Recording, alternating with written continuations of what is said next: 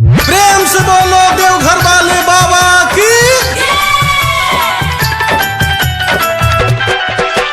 Music by Guddu कैटी। सादा जिला के लगल बा नंबर देवा भरना गरिया में ये हो देवा घरना गरिया में ये हो देवा घरना गरिया में औरंगाबाद जिला के बम धरी है 3 बजे भोर हजिया में औरंगाबाद जिला के बम धरी है 3 बजे भोर हजिया में औरंगाबाद जिला के धरी है जलावा 3 बजे भोर हजिया में।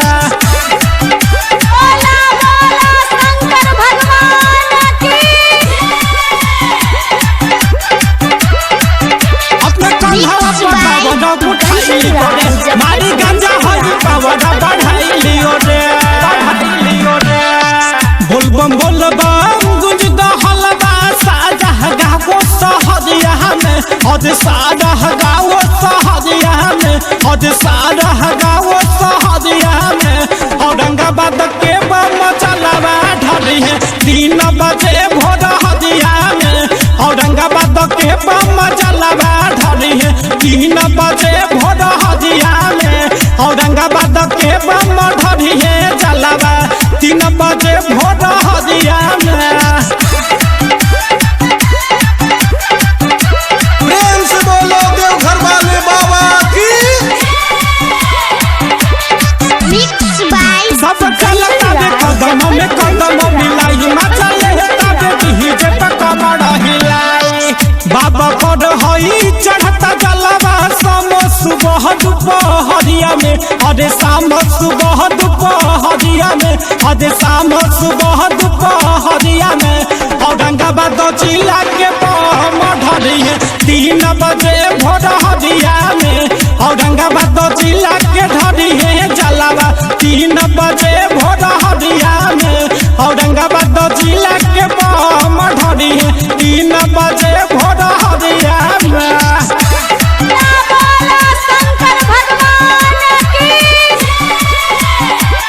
म्यूजिक बाय गुड्डू कैटी। देखी चाची हेली कावड़ा उठाई भगवती में हई रंगाइल बाड़ी लड़की भाग जाए हमरे दरया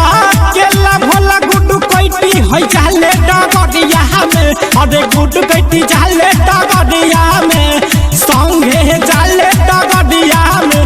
औरंगाबाद जिला के बम ढली है 3 बजे भोर हदिया में औरंगाबाद जिला के ढली है जलावा 3 बजे भोर हदिया में औरंगाबाद जिला के बम ढली है 3 बजे भोर हदिया में। सादा जिला के लगल बा नंबर देवा घरना गरिया में ये हो देवा घरना गरिया में हो दे